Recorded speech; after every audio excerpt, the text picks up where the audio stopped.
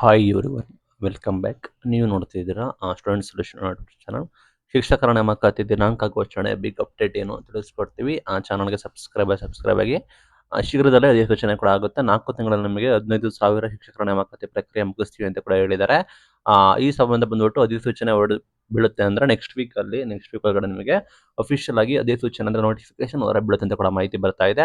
ಮುಂದಿನ 100 ದಿನಗಳಲ್ಲಿ 15,000 ಪ್ರಾಥಮಿಕ ಶಾಲಾ ಶಿಕ್ಷಕರ ಪೈಕಿ ಕಂಪ್ಯೂಟರ್ ಶಿಕ್ಷಣಕ್ಕೆ ಪ್ರತ್ಯೇಕವಾಗಿ 2,500 ಐಟಿ ಶಿಕ್ಷಕರ ನೇಮಕಾತಿ ಕೂಡ ಮಾಡ್ತೀವಿ ಅಂತ ಕೂಡ ಹೇಳಿದ್ದಾರೆ.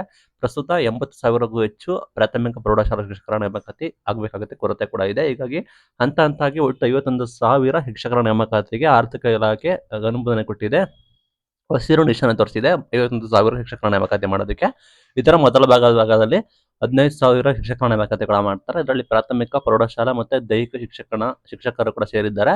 ಇದರೊಂದಿಗೆ ಸರ್ಕಾರಿ ಶಾಲೆಗಳಲ್ಲಿ 1ನೇ ತರಗತಿಯಿಂದ ಗಣಕಯಂತ್ರ ಶಿಕ್ಷಣವನ್ನು ಕೂಡ ಕಡ್ಡಾಯವಾಗಿ ನೀಡುವ ಯೋಜನೆಯಲ್ಲಿ 2,500 ಐಟಿ ಶಿಕ್ಷಕರ ಕಂಪ್ಯೂಟರ್ ಶಿಕ್ಷಕರ ನೇಮಕಾತಿ ಕೂಡ ಮಾಡ್ತಾರೆ.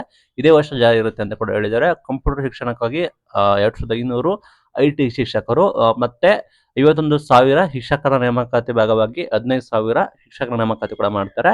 ಇದೇ ಶೈಕ್ಷಣಿಕ ವರ್ಷದ ಹೊಸ ಶಿಕ್ಷಕರು ಬೋಧನೆಗೆ ಲಭ್ಯವಿರ್ತಾರೆ ಅಂತ ಕೂಡ ಹೇಳಿದ್ದಾರೆ. ಇದೇ ಅಕಾಡೆಮಿಕ್ ಇಯರ್ ಅಲ್ಲಿ ಲಭ್ಯವಿರ್ತಾರೆ.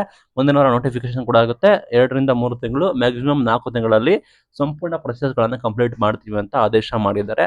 Big update. Thank you.